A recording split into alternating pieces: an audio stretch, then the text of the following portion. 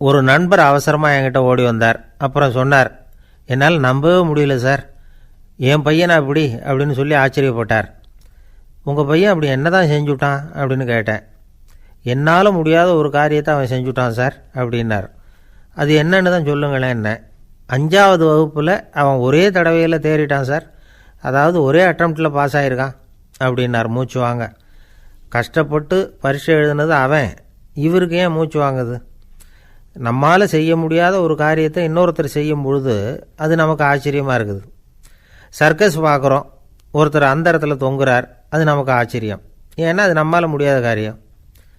நம்மால் முடியாத ஒன்றை அடுத்தவர் எளிதாக செய்யும் பொழுது நாம் மருள்வது இயற்கை. இதை தான் தொல்காப்பியம் மருட்கை அப்படின்னு சொல்லுது.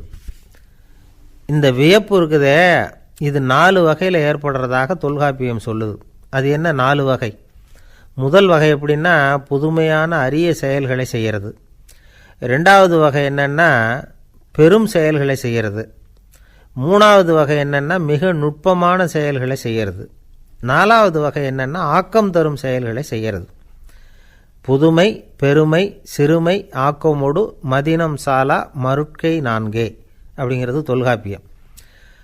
இன்றைக்கி விஞ்ஞானம் புதுசு புதுசாக எதையோ கண்டுபிடிக்குது. ஆரம்பத்தில் அது ஆச்சரியமாக இருக்குது, அப்புறம் அது நமக்கு பழகி போடுது. வானொலி பெட்டி புதுசாக வந்தப்போ ஒரு பெட்டி பேசுதுங்கிறது எவ்வளோ பெரிய ஆச்சரியம். இப்போ யாரும் அதை ஆச்சரியமாக பார்க்குறதில்ல. மதினம் சாலா மருட்கை அப்படின்னு ஒரு சொற்றொடர் வருது பாருங்கள், அதில் கருத்தாழம் உண்டு.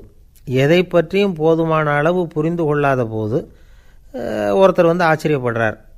புரிந்து கொண்ட பிறகு ஆச்சரியம் மறைஞ்சு போடுது. மிக நுட்பமான செயல்களும் நம்ம ஆச்சரியப்பட வைக்கும். ஒரு அரிசியில் ஒரு திருக்குறள் எழுதி காட்டுறாங்க, ஒரு முட்டை ஓட்டுக்குள்ளே ஓவியம் தீட்டி காட்டுறாங்க. கருங்கல் சிற்பங்களில் எவ்வளவு நுட்பமான வேலைப்பாடுகளை எல்லாம் பார்த்து ஆச்சரியப்படுறோம். இது மாதிரி ஆக்கப்பூர்வமான அரிய செயல்களை செய்கிறது கூட வியப்பை உண்டு பண்ணும். குப்பை கூலங்களை கூட வாழ்க்கைக்கு பயன்படுகிற பொருளாக மாற்றுகிறவர்கள் இருக்காங்க, அவர்களுடைய செயல் வியப்பு அளிக்குது. இடைக்காட்டு சித்தர் பாடின 30 நூலில் வர்ற ஒரு பாடல், ஆற்றல் பிறர் அறிதலின் அகம் கிளர்வு உறுதலின் கற்று அறி பாணர் கழுமிய கோடலின் தோற்றம் உருகவே போற்றல் சால் வியப்பே. ஒருத்தருடைய ஆற்றல் தெரியாமல் இருந்தது, அவருடைய அரிய செயலை பார்க்கும் பொழுது வியப்பாக இருந்தது, மனசுக்குள்ள கிளர்ச்சி. பாவலர்கள் இவர்களுடைய புகழை பாடி மற்றவர்களும் தெரிந்து கொள்ளுமாறு செய்கிறார்கள் அப்படிங்கிறது தான் ஒரு யதார்த்தமான உண்மை. ஆக எல்லா வகையிலும் மக்கள் தங்களுடைய வாழ்க்கையில் முன்னேறுவதற்கான வழிகாட்டுகிற ஒரு மெய்ப்பாடு தான் வியப்புங்கிறது. இந்த காலத்தில் நம்ம எப்படியெல்லாம் ஆச்சரியப்பட வைக்கிறாங்க. ஒரு ஆளை பிடிச்சி ஜெயிலில் கொண்டு வந்தாங்க. ஜெயில் அதிகாரி அவனை ரொம்ப ஆச்சரியமாக பார்த்தாரான். இவன் கேட்டான், ஏன் சார் அப்படி பார்க்குறீங்க, நான் இப்போ இங்கே வர்றது உங்களுக்கு ஆச்சரியமாக இருக்குதா அப்படின்னு கேட்டிருக்கான். இதுக்கு ஜெயில் அதிகாரி சொல்லியிருக்கார், நீ இப்போ இங்கே வந்ததில் எனக்கு ஒன்றும் ஆச்சரியம் இல்லைப்பா, ஏற்கனவே நீ இங்கேருந்து விடுதலையாகி போய் 6 மாதம் ஆச்சு, இவ்வளவு லேட்டாக வர்றியே அதுதான் எனக்கு ஆச்சரியமாக இருக்குது அப்படின்னாராம். ஒருத்தர் ஒரு தவறு செஞ்சு விடுறாருன்னு வச்சுக்கோங்க, உடனே நீ செஞ்சது தவறு அப்படின்னு சொல்கிறது ஒரு வகை.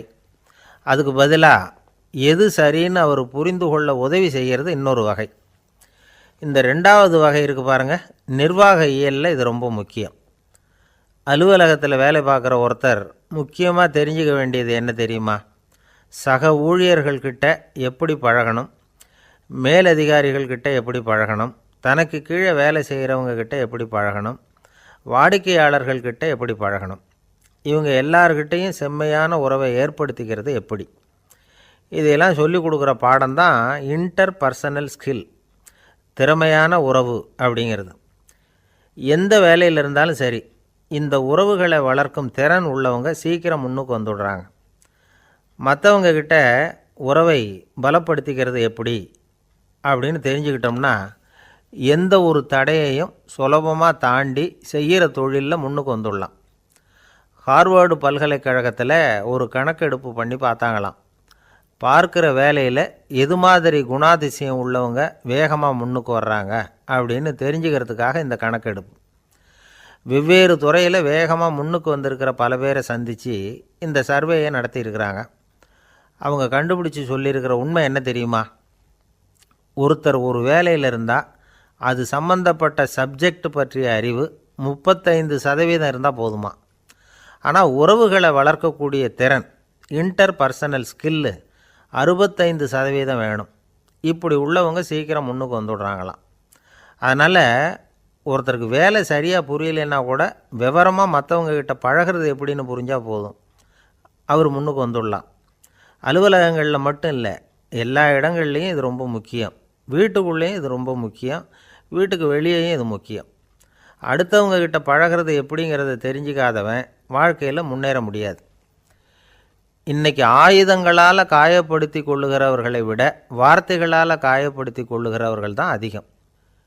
பெரியவங்க என்ன சொல்கிறாங்க தெரியுமா? நீங்கள் இந்த பூமியில் பிறந்ததன் அர்த்தம் பூர்த்தி ஆகணும்னா அடுத்தவங்களுக்கு உதவி பண்ணுங்க. அடுத்தவங்களுக்கு உதவி செய்ய முடியாவிட்டால் கூட பரவாயில்லை, ஆனால் யாரையும் புண்படுத்தி விடாதீங்க அப்படின்னு சொல்கிறாங்க. எனக்கு தெரிஞ்ச ஒருத்தர் ஒரு அலுவலகத்தில் வேலை பார்க்குறார். அவர் சொல்லுவார், எனக்கு இந்த இன்டர் பர்சனல் ஸ்கில் ரொம்ப அதிகம் சார். சக ஊழியர்கள்கிட்ட ரொம்ப சுமூகமாக நடந்துக்குவேன். என் கூட வேலை பார்க்குற ஒருத்தருக்கு ஏதாவது ஒரு கஷ்டம்னா அந்த சமயத்தில் அவர் செய்ய வேண்டிய வேலையை நான் செஞ்சுருவேன் சார் அப்படிம்பார். நான் அவர்கிட்ட சமீபத்தில் அப்படி ஏதாவது செஞ்சுருக்கீங்களா அப்படின்னு கேட்டேன். செஞ்சுருக்கேன் சார். போன வாரம் புதன்கிழமை ஆஃபீஸில் என் பக்கத்து சீட்டுக்காரருக்கு வயிற்று வலி. உடனே நான் மெடிக்கல் லீவ் போட்டுவிட்டு எங்கள் வீட்டுக்கு போயிட்டேன் சார் அப்படின்னார். ஒருத்தன் எப்படி நடந்துக்கிறாங்கிறத வச்சு தான் அந்த ஆள் எப்படிங்கிறத நாம் முடிவு பண்ணுறோம். ஆளுமைன்னு சொல்கிறோம்ல, அதுக்கு சூழ்நிலைகளை ஆளுகின்ற தன்மை அப்படின்னு விளக்கம் கொடுக்குறார் ஒரு உளவியல் நிபுணர். சரி, ஒரு மனிதனுடைய ஆளுமையை உருவாக்குகிற விஷயங்கள் என்னென்ன? பிறப்பு, வளர்க்கப்பட்ட விதம், படிப்பு, நண்பர்கள், சமுதாயம், இப்படி நிறைய உண்டு. ஆளுமையின் அடிப்படையில் சில மனநோய்கள் உண்டாகுது. அதெல்லாம் என்னென்னங்கிறத தெரிஞ்சு வச்சுக்கிட்டோம்னா நம்ம கூட இருக்கிறவங்கள அடையாளம் கண்டுபிடிக்கிறதுக்கு அது ரொம்ப உபயோகமாக இருக்கும். ஃப்ரெனாய்டு ஆளுமை அப்படின்னு ஒன்று. இந்த கோளாறு உள்ளவங்க எப்படி இருப்பாங்க தெரியுமா? அதிக உணர்ச்சி, சந்தேகம், பொறாமை இதெல்லாம் அதிகமாக இருக்கும். வளைஞ்சு கொடுக்க மாட்டாங்க. அடுத்தவங்களோட இணக்கமான உறவு இருக்காது. அவங்க செய்கிற தப்புக்கெல்லாம் அடுத்தவங்களை குறை சொல்லிகிட்டு இருப்பாங்க. இது ஒரு ரகம். அடுத்தது ஸ்கிசாய்டு ஆளுமை அப்படின்னு சொல்கிறாங்க. இந்த கோளாறு உள்ளவங்க அடுத்தவங்களோட பழக கூச்சப்படுவாங்க. சின்ன வயசுலேயே இது ஆரம்பமாயிடுது. பகல் கனவுலேயே சஞ்சரிப்பாங்க. அவங்களுடைய விரோதம், கோபம் இதை கூட வெளியில் காட்டிக்க முடியாமல் இருப்பாங்க. இவங்களுக்கு அகமுகம், பிரச்சனைகள்லேருந்து ஒதுங்கி எதுலேயும் ஈடுபாடு இல்லாதவங்களாக இருப்பாங்க. இப்படி ஒரு ரகம். அடுத்தது சைக்ளோதமிக் ஆளுமை அப்படின்னு சொல்கிறாங்க. அது என்னென்னா, உணர்ச்சிகளில் ஏற்றத்தாழ்வு அதிகமாக இருக்குமா. சில சமயம் பார்த்தா மகிழ்ச்சியாக இருப்பாங்க, சில சமயம் சோகமாக உட்காந்துருப்பாங்க. அவங்க மனநிலைக்கு தகுந்த மாதிரி சமூக நிகழ்ச்சிகளில் பங்கெடுத்துக்குவாங்க. இன்னொரு வகை என்னென்னா எண்ணப்பீடிகை ஆளுமை அப்படின்னு பேர் வச்சுருக்கிறாங்க. அதுக்கு இவங்களுக்கெல்லாம் கரெக்டாக இருக்கணும். எல்லாம் சட்டத்திட்டம், எதுலேயும் ஒரு ஒழுங்குமுறை, இப்படி எதிர்பார்க்குற மனோபாவம். இவங்க எதிர்பார்ப்புக்கும் வரன்முறைக்கும் மற்றவங்க கட்டுப்படணும்னு நினைப்பாங்க. இந்த நிலைமை நீடித்தா என்ன ஆகும் தெரியுமா? அலைக்கழிக்கிற எண்ணங்கள் திரும்ப திரும்ப ஒரே செயலை செய்ய தூண்டுற மன தளர்ச்சிக்கு ஆளாயிடுறாங்க. அடுத்தது ஹிஸ்டீரியா ஆளுமை. சின்ன விஷயத்தையெல்லாம் பெருசுப்படுத்தி நாடகமாக்குற நடிகர்கள் இவங்க. உணர்ச்சி அதிகம் உள்ளவங்க. இவங்க மன எழுச்சியில் பக்குவமின்மை, குழந்தைத்தனம், முதிர்ச்சியின்மை எல்லாம் இருக்கும். தன்னலம் மிக்க குணம். பிறர் தன்னை மட்டுமே கவனிக்கணும்னு நினச்சி செயல்படுறது, இதெல்லாம் இவங்க அடையாளம். அடுத்த ரகம் எப்படின்னா வளர்ச்சியற்ற ஆளுமைன்னு சொல்கிறாங்க. அடுத்தவங்களோட இணங்கி போக முடியாதவங்க. அறிவு, மன எழுச்சி, சமூக உறவு இதில் எல்லாம் போதுமான வளர்ச்சியையும் நிறைவையும் பெற முடியாதவங்க. இவங்களால் வாழ்க்கையில் முன்னேற முடியாது. பிச்சைக்காரங்க, குற்றவாளிகள், இவங்ககிட்டெல்லாம் இது மாதிரியான ஆளுமை அதிகமாக இருக்குமா. அடுத்தது என்னென்னா சோர்வுடைய ஆளுமை. எதுலேயும் உற்சாகம் இல்லாமல் சோர்ந்து போயிருப்பாங்க. அதுக்கெல்லாம் நமக்கு வலிமை இல்லைப்பா அப்படின்னு சொல்லிகிட்டு இருப்பாங்க. சின்ன விஷயங்களுக்கெல்லாம் அதிர்ச்சி அடையிறது. வாழ்வின் சுவையை அனுபவிக்க முடியாதவங்க. இன்னொரு ரகம் இது கொதித்தெழும் ஆளுமைங்கிறாங்க. எதுக்கு எடுத்தாலும் ஆத்திரம், குரோதம், வன் செயல் இதிலெல்லாம் ஈடுபாடு, இப்படி உள்ளவங்க. நத்தை வகை ஆளுமை அப்படின்னு ஒன்று. அடுத்தவங்க மேலே விரோதம் இருக்கும், அடிக்கணுங்கிற எண்ணம் இருக்கும். ஆனால் அதை அப்படியே வெளியில் காட்டாமல் அதே சமயம் அமைதியான முறையில் வெறுப்பை வெளிக்காட்டுற ரகம். இவங்கெல்லாம் பேசாமல் கம்முன்னு இருந்துக்கிட்டே நினச்சதை நிறைவேற்றிக்கிறவாங்க. முன்ஜாக்கிரதை ஆளுமை அப்படின்னு ஒரு ரகமாக. பாதுகாப்பின்மை, சந்தேகம், முழுமையின்மை, அறவேக்காட்டுத்தனம் இந்த மனப்போக்கு அதிகமாக இருக்கிறதுனால அகம்பாவம், பிடிவாதம், எச்சரிக்கை எல்லாம் அளவுக்கு மீறி இருக்கும். இதுவரைக்கும் நாம் பேசிக்கிட்டு இருந்த ஆளுமை பண்புகள் அளவுக்கு அதிகமாக போயிட்டுதுன்னா ஆளுமை கோளாறுகள் ஏற்படும். அதன் அடிப்படையில் மனவியாதிகள் வருமா. அதனால் இணக்கமான எல்லாரும் விரும்புகிற இயல்பான ஆளுமையை பெறுவதற்கு நாம் முயற்சி செய்யணும் அப்படிங்கிறது மனோதத்துவ நிபுணர்களுடைய ஆலோசனை. ஒருத்தர் ஒரு மனோதத்துவ டாக்டரை தேடிட்டு வந்தாராம். டாக்டர், எனக்கு மனசில் ஏதோ வியாதி, ஆளுமை கோளாறு, அதாவது எனக்கு சீக்கிரமாக செத்து போனால் தேவையில்லைன்னு தோணுது அப்படின்னாராம். உடனே அந்த டாக்டர், சரி அப்படின்னா இங்கே இருங்க, நான் வைத்தியம் பார்க்குறேன் அப்படின்னாராம். ஒரு ஊரில் ஒரு ராஜா இருந்தார். பெரிய அரண்மனையில் தான் இருக்கிறார். எல்லா வசதியும் இருந்தது. இருந்தாலும் அவர் எல்லாரும் சொல்கிறது எப்படி தெரியுமா, பிச்சைக்கார ராஜா. அப்படி ஒரு பேர் அவருக்கு நிலச்சி போச்சு. ஜனங்களும் சரி, மற்ற தேசங்களில் உள்ளவங்களும் சரி, அவர் அந்த பேர் சொல்லியே குறிப்பிடுறது வழக்கமாக போட்டுது. இது அவருக்கு ரொம்ப கவலையாக போச்சு. என்ன இது, நம்மளை தேடி வர்றவங்களுக்கெல்லாம் நாம் சோறு போடுறோம், நம்ம புகழ்ந்து பாடல் ஏற்றி கொண்டு வர்ற புலவர்களுக்கெல்லாம் அவங்க எப்படி வந்தாலும் ஒருவேளை சோறு போடணுங்கிறது உத்தரவு. இவ்வளவுலாம் செஞ்சும் நம்மளை போய் பிச்சைக்கார ராஜான்னு எல்லாரும் சொல்கிறாங்களே, அது ஏன், எதுக்காக இப்படி சொல்கிறாங்க? இதுதான் ராஜாவுக்கு குழப்பம். சரி, இதை பற்றி நம்ம அமைச்சர்கள்கிட்ட கேட்கலாமா அப்படின்னு யோசனை பண்ணார். இந்த விஷயத்தை போய் அவங்கக்கிட்ட எப்படி கேட்குறதுன்னு அவருக்கு தயக்கமாக இருந்தது.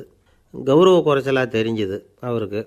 சரி, சாதாரண குடிமக்கள்கிட்ட இதை பற்றி கேட்கலாமா அப்படின்னு யோசனை பண்ணார். கேட்கலாம், ஆனால் அவங்க யாரும் ராஜா முன்னாடி வந்து நின்று தைரியமாக பேசக்கூடிய அளவுக்கு இல்லை. ராஜாவோட குழப்பம் நாளுக்கு நாள் அதிகமாக போச்சு. கடைசியாக அவர் ஒரு முடிவுக்கு வந்தார். அதாவது இதை பற்றி ஒரு பிச்சைக்காரங்கிட்டே கேட்டு பார்த்துட்டா என்ன. இதுதான் அவர் பண்ண முடிவு. உடனே மாறு வேஷம் போட்டுக்கிட்டு நகர்வலம் போனார். ஒரு பிச்சைக்காரனை கண்டுபிடிச்சார். இதை பாருப்பா, நம்ம ராஜாவை எல்லாரும் பிச்சைக்கார ராஜான்னே சொல்கிறாங்களே, அதுக்கு என்ன காரணமாக இருக்கும் அப்படின்னு கேட்டார். அதுக்கு அவன் சொல்கிறான், இதுக்கான பதிலை இன்னும் ஒரு 30 நாளில் சொல்கிறேன் அப்படின்னா. உடனே இவருக்கு சந்தோஷம்.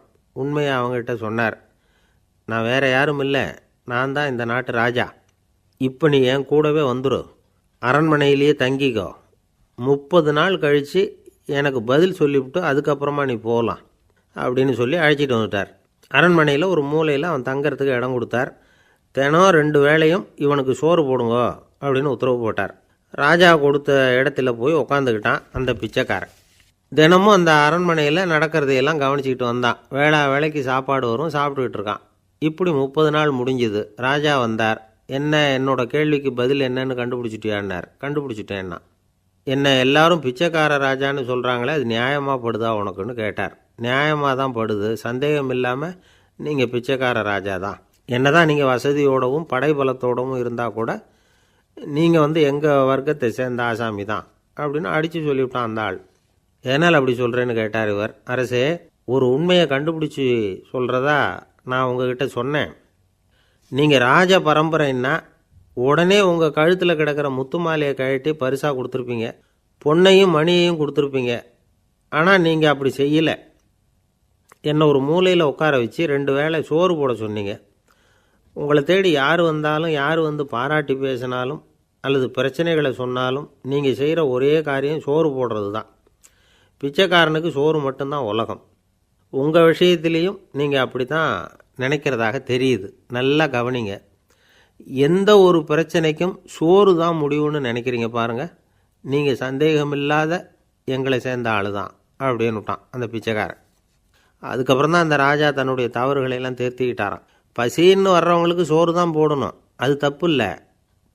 பாராட்ட வர்றவங்களுக்கெல்லாம் சோத்தையே போட்டு அனுப்புனா இப்படி தான் பேர் வரும். எனக்கு தெரிஞ்ச ஒருத்தர் தினமும் யாராவது ஒருத்தரை தன் வீட்டுக்கு அழைச்சிட்டு போவார், சாப்பாடு போட்டு அனுப்புவார். முன்னறிவிப்பு இல்லாமல் திடீர்னு ஒரு விருந்தாளியோட வீட்டில் போய் இவர் நிற்கிறது வழக்கம். அந்த அம்மாவும் இவருக்காக தயார் பண்ணி வச்சுருந்ததை இவர் அழைச்சிட்டு வந்திருக்கிற விருந்தாளிக்கு போட்டுருவாங்க. விருந்தாளி சாப்பிட்டுட்டு போனதுக்கப்புறம் இவர் மனைவிகிட்ட உனக்கு சிரமம் வேணாம் அப்படின்னு சொல்லிவிட்டு பக்கத்தில் உள்ள ஒரு ஹோட்டலுக்கு போய் காசு கொடுத்து சாப்பிட்டுட்டு வந்துடுவார். பல நாள் இப்படி நடக்கும். ஒரு நாள் அவரை தனியாக கூப்பிட்டுக்கிட்டு போய் ஏன் இப்படி பண்ணுறீங்கன்னு கேட்டோம். அதுக்கு அவர் சொல்கிறாரு, எங்கள் வீட்டு சாப்பாட்டிலேருந்து தப்பிக்கிறதுக்கு எனக்கு வேறு வழி எதுவும் தெரியல சார், அதனால தான் இப்படி பண்ணிகிட்ருக்கிறேன் அப்படின்னார் ரொம்ப பரிதாபமாக. ஒரு மனுஷனுக்கு 3 விதத்தில் கர்வம் உண்டாகிறதுக்கு வாய்ப்பு உண்டு. பணம், பதவி, புகழ். பணம் அதிகமாக வந்தால் கர்வம் வரலாம், பதவி பெருசாக வந்துட்டுதுன்னா கர்வம் வரலாம், புகழ் அதிகமாக போனாலும் கர்வம் வரலாம். இந்த 3 வகையான கர்வத்துக்கும் இடம் கொடுக்காமல் இருக்கிறாங்க பாருங்கள், அவங்க தான் சிறந்த மனிதர்கள்.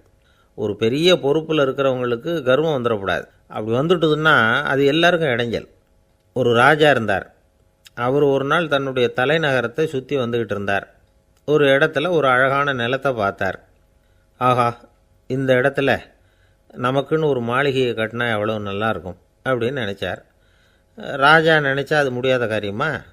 சரி, இந்த நிலம் யாருக்கு சொந்தம்னு விசாரிங்க அப்படின்னார் பக்கத்தில் இருந்தவங்கக்கிட்ட.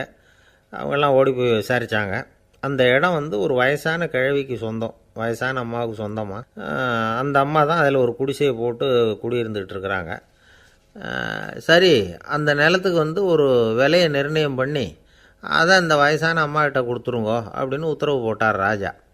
ஆனால் அந்த அம்மா இது எங்கள் பூர்வீக இடம், இதை விற்க மாட்டேன் அப்படின்னு சொல்லிவிட்டுது. சரி, 2 பங்கு விலை கொடுக்குறோம்னு சொல்லி பாருங்க அப்படின்னாங்க. அப்படியே சொன்னாங்க அரண்மனை ஆட்கள். அதுக்கும் சம்மதிக்கலை அந்த அம்மா. இதை கேள்விப்பட்டதும் ராஜாவுக்கு கோபம் வந்துட்டுது. தன்னுடைய ஆளுங்களை கூப்பிட்டார். போய் அந்த குடிசையை பிரித்து எறிங்க, காசெல்லாம் ஒன்றும் கொடுக்காதீங்க அப்படின்னு கத்தினார். அவ்வளோதான். அடுத்த நிமிஷம் அரண்மனை ஆசாமிகள் போனாங்க, குடிசையை பிரித்து எரிஞ்சாங்க. அந்த வயசான அம்மா இருக்குது, அதுவும் அந்த இடத்த விட்டு துரத்தி விட்டாங்க. அந்த இடத்துல ஒரு அரச மாளிகையை கட்டி முடிச்சிட்டாங்க. அந்த வயசான அம்மா பாவம், ராஜாவே இப்படி பண்ணால் யார்கிட்ட போய் முறையிட முடியும்? ஒரு ஞானி இருந்தார், அவர்கிட்ட போய் சொன்னாங்க. அவர் இவங்க சொன்னதை கேட்டு மனசில் வச்சுக்கிட்டார். ஒரு நாள் அந்த ராஜாவே இந்த ஞானியை கூப்பிட்டார். புதுசாக ஒரு மாளிகை கட்டியிருக்கிறேன், வந்து பாருங்கன்னு. சரின்னு சொல்லி இந்த பெரியவர் ஒரு நாள் அந்த மாளிகைக்கு போனார். சும்மா போகல, ஒரு கழுதையையும் ஓட்டிகிட்டு போனார். கொஞ்சம் சாக்குகள், வெத்து சாக்கு, அதையும் எடுத்து கழுதை முதுகில் போட்டு கழுதையை ஓட்டிகிட்டு போகிறார். ராஜா பார்த்தார். அவருக்கு இது ஆச்சரியமாக இருந்தது. என்ன இது, மாளிகைக்கு வந்துட்டு போங்கன்னு கூப்பிட்டா கழுதை சாக்கு இதெல்லாம் கொண்டு வராரே, ஒன்றும் புரியலையேன்னு நினச்சார். எதுக்காக இதெல்லாம்னு கேட்டார். அரசருடைய தோட்டத்திலேருந்து கொஞ்சம் மண் எடுத்துகிட்டு போகிறதுக்கு ஆசைப்படுறேன், அதுக்கு நீங்கள் அனுமதி கொடுக்கணும் அப்படின்னாரு இவர். இது என்ன வேடிக்கையான கோரிக்கையாக இருக்குது அப்படின்னு நினச்சார் ராஜா. இருந்தாலும் மண் தானே கேட்குறாரு, எடுத்துகிட்டு போகட்டுமே அப்படின்னு நினச்சார். சரின்னு அனுமதி கொடுத்தார். அந்த பெரியவர் தோட்டத்துக்கு போனார், மண்ணை வெட்டினார், சாக்கில் போட்டு நிரப்புனார். ராஜாவை கொஞ்சம் கிட்ட வாங்கன்னு கூப்பிட்டார். இந்த மண் மூட்டையை தூக்கி கழுதையோட முதுகில் வைக்கணும், கொஞ்சம் உதவி பண்ணுங்கன்னார். ஓ, பண்ணுறேனே அப்படின்னு சொல்லி ராஜா கிட்ட போனார். மூட்டையை தூக்கி பார்க்குறாரு, முடியல, திணறி போயிட்டார். இப்போ அந்த ஞானி பேசினாராம்.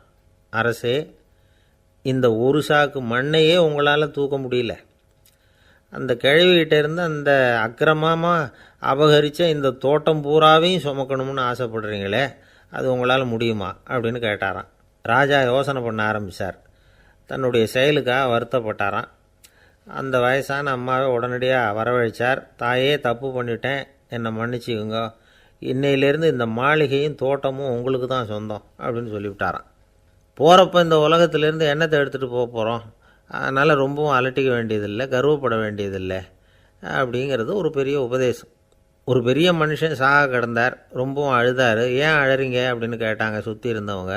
நான் சாகிறதுக்காக கவலைப்படலை, நான் நம்ம ஜனங்களுக்காக எவ்வளவோ காரியம்லாம் செஞ்சுக்கிட்டு வந்தேன். நான் செஞ்சுக்கிட்டு வந்த சேவையை இனிமேல் யார் செய்ய போகிறாங்க, அது யாரால் முடியும், அதை நினச்சி தான் அழறேன் அப்படின்னாராம். ஒருத்தர் முன்னாடி வந்தார். அதுக்காக நீங்கள் கவலைப்படாதீங்க, உங்கள் சேவையை தொடர்ந்து செய்கிறதுக்கு என்ன மாதிரி இளைஞர் பட்டாலும் தயாராக இருக்குது, இருந்தாலும் எங்கள் கவலை என்னென்னா அப்படின்னு இழுத்தார்.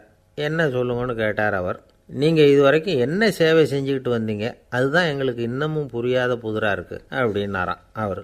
ஆஃபீஸை முடிஞ்சு வீட்டுக்கு போகிற சமயத்தில் ஒருத்தர் கடைக்கு போய் ஸ்வீட் வாங்கினார். சரி, வீட்டுக்கு பிள்ளைங்களுக்கு தான் வாங்கிட்டு போகிறார் அப்படின்னு மற்றவங்க நினச்சாங்க. அவர் அப்படி செய்யலை. அந்த இடத்துலையே பொட்டலத்தை பிரித்தார். திருட மாதிரி அப்படியே சுற்றி ஒரு தரம் பார்த்துக்கிட்டார்.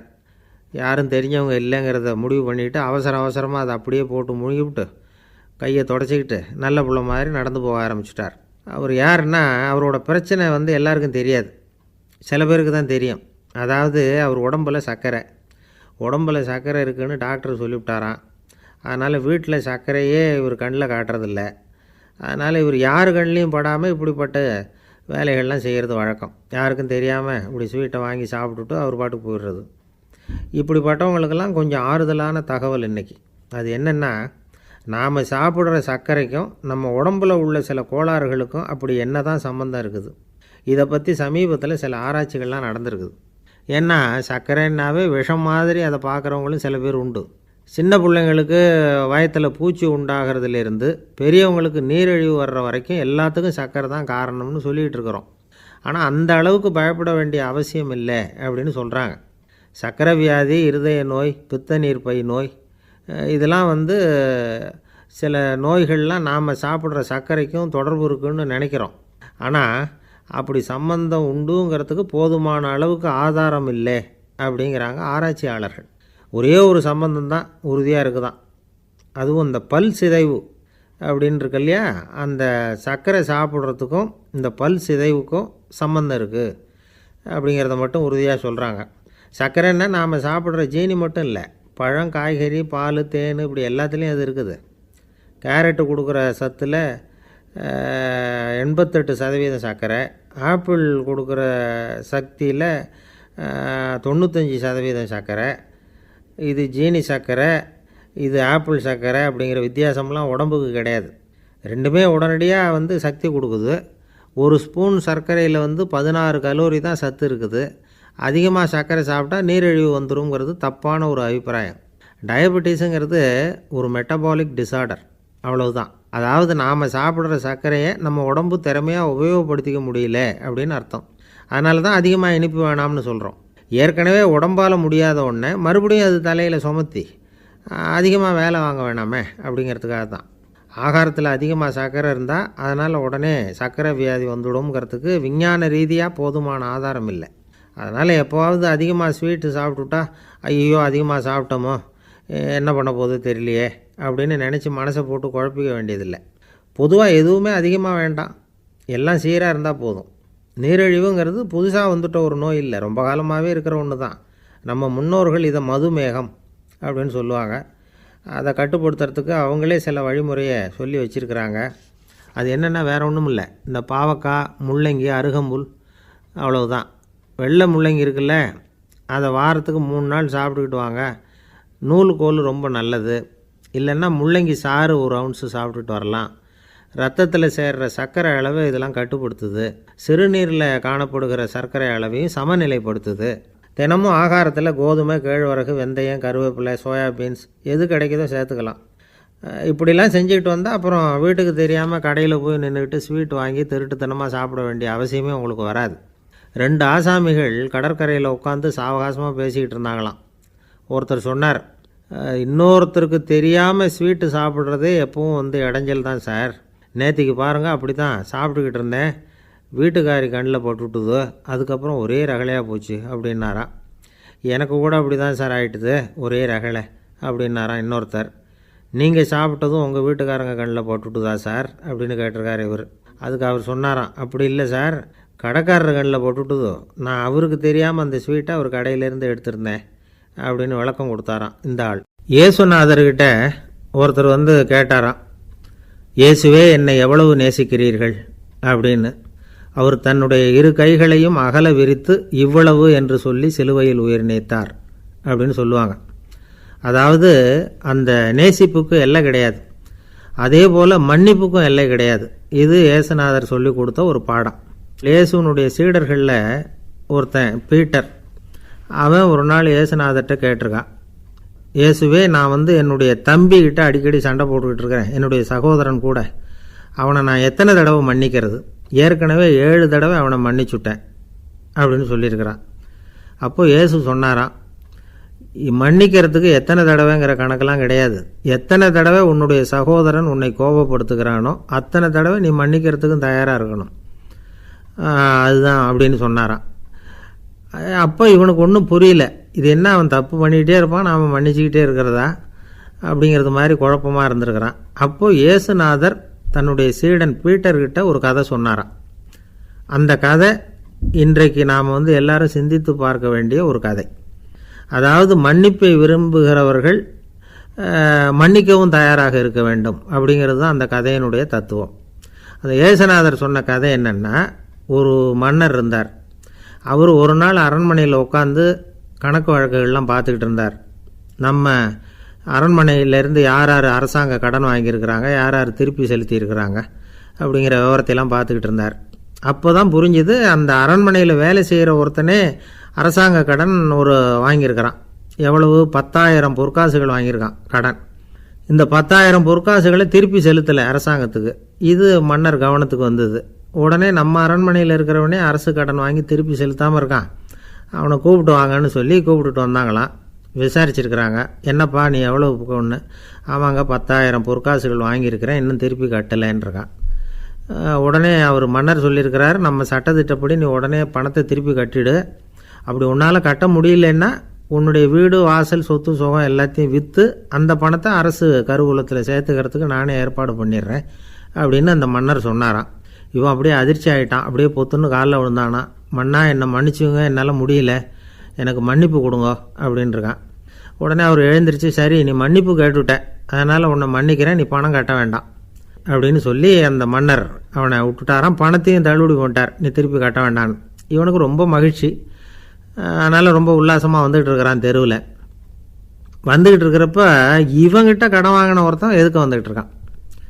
அவன் இவங்கிட்ட ஒரு 100 பொற்காசுகள் கடன் வாங்கியிருக்கான். அவன் வந்தான். இவன் போய் அவன் சாட்டையாக பிடிச்சிக்கிட்டான், நீ எப்படா என் கடனை திருப்பி கொடுக்க போகிறேன்னு. அவன் இப்போ முடியல, கொஞ்சம் பொறுத்துக்கா, அப்புறம் தரேன் இருக்கான். அதெல்லாம் முடியாது, நீ கொடுத்து தான் ஆகணும் அப்படின்னு இவன் புடிவமாக சொல்கிறான். இப்போ நிலைமையை பாருங்கள். இவன் ஏற்கனவே 10,000 பொற்காசுகள் அரசாங்கத்தில் கடன் வாங்கினா அதுக்கு மன்னிச்சு விட்டுட்டார் இவனை. ஆனால் இவன் இன்னொருத்தனை மன்னிக்கிறதுக்கு தயாராக இல்லை. இவங்கிட்ட கடன் வாங்கின இன்னொருத்தன் 10 பொற்காசுகள், அவனை மன்னிக்க தயாராக இல்லை. இந்த காலத்து புள்ள ஒருத்தன் தன்னோட அப்பாவை பார்த்து சொன்னான், அப்பா நான் உனக்கு உதவி செய்யலாம்னு நினைக்கிறேன், என்ன உதவி செய்யணும்னு சொல்லு அப்படின்னா. நீ சும்மா இருந்தால் அதுவே எனக்கு செய்கிற பெரிய உதவிடா அப்படின்னார் அப்பா. சும்மா இருக்கிறதும் ஒரு உதவி தான், அது மாதிரி மௌனமும் ஒரு சமூக சேவை தான் அப்படிங்கிறார் காஞ்சி பெரியவர். நமக்கு 5 புலன்கள் இருக்குது, மெய் வாய் கண் மூக்கு செவி. இந்த 5லேயும் அதிகப்படியான வேலை எதுக்குன்னு நினைக்கிறீங்க? வாய்க்கு தான். ஏன்னா அதுக்கு 2 வேலை. இப்போ கண்ணுக்கு பார்க்குறது மட்டும்தான் வேலை, காதுக்கு கேட்குறது மட்டும்தான் வேலை, மூக்குக்கு வாசனை அறியறது தான் வேலை, உடம்புக்கு உணர்றது மட்டும்தான் வேலை. ஆனால் வாய் அப்படி இல்லை, அதுக்கு 2 வேலை. சாப்பிட்றதும் அதுதான், பேசுகிறதும் அதுதான்.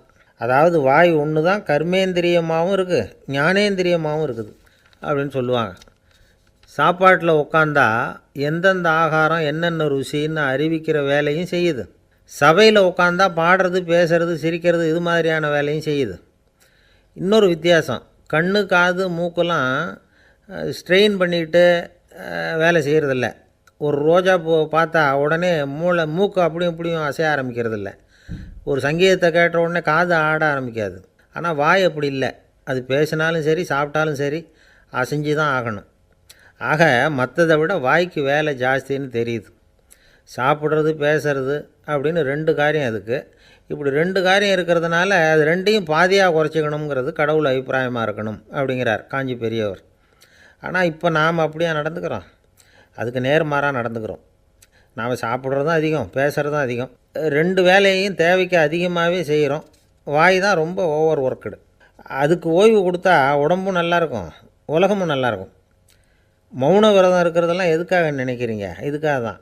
இந்த காலத்தில் மௌனமாக இருக்கிறவங்கெல்லாம் மகத்தான தொண்டு செய்கிறாங்க அப்படின்னு தான் சொல்லணும். சத்தம் அதிகமாக போய் தான் சவுண்டு பொல்யூஷன் வருது. அது மட்டும் இல்லை, மௌனமாக இருந்தால் சண்டை சச்சரவே வராது. மௌனம் கலக நாஸ்தி. ஆக இதுவும் ஒரு சமூக சேவை தான். நமக்கு தான் வாய் இருக்குதேங்கிறதுக்காக வசமாக சாப்பிட்றதும் தப்பு, வளவளன்னு பேசுகிறதும் தப்பு. ஒரு கருத்தை சொல்கிறதுக்கு ஒரே ஒரு சொல்லு போதும் அப்படின்னு இருக்கும்பொழுது 2 சொற்களை செலவு பண்ணாதே. எவ்வளவு சொன்னாலும் அதனால் ஒரு பயனும் விளையாது அப்படின்னு தெரிய வருமேயானால் அந்த ஒரு சொல்லையும் விரயம் பண்ணாதே அப்படிங்கிறார் ஒரு அறிஞர். எல்லா குணங்கள்லேயும் மௌனம்தான் சிறந்தது அப்படிங்கிறார் ஒருத்தர். மௌனமாக இருக்கிறது மூலமாக மற்றவர்கள் குறைகளை நம்மால் தெரிஞ்சிக்க முடியும். அதே சமயத்தில் நம்மக்கிட்ட இருக்கிற குறைகளை மற்றவங்களுக்கு தெரியாமல் மறைச்சிக்கவும் முடியுங்கிறார் அவர். உண்மைதானே? ஒரு பெரிய மேடை பேச்சாளர், பொது வாழ்க்கையில் 25 வருஷ காலமாக ஈடுபட்டிருக்கிறவர். அவர் மனைவி ஒரு நாள் சொன்னாங்க, எங்கள் வீட்டுக்காரர் 25 வருஷ காலமாக பொது வாழ்வில் ஈடுபட்டிருந்தா கூட இந்த மாதம் 10ஆம் தேதியிலிருந்து தான் மக்களுக்கு சேவை செய்ய ஆரம்பிச்சிருக்கார் அப்படின்னு நாங்கள் ரொம்ப பெருமையாக. 10ஆம் தேதிக்கு அப்படி என்ன விசேஷம் அப்படின்னு கேட்டோம். அன்னையிலேருந்து தான் அவர் மேடையில் பேசுகிறத நிறுத்தினார் அப்படின்னாங்க அந்த அம்மா.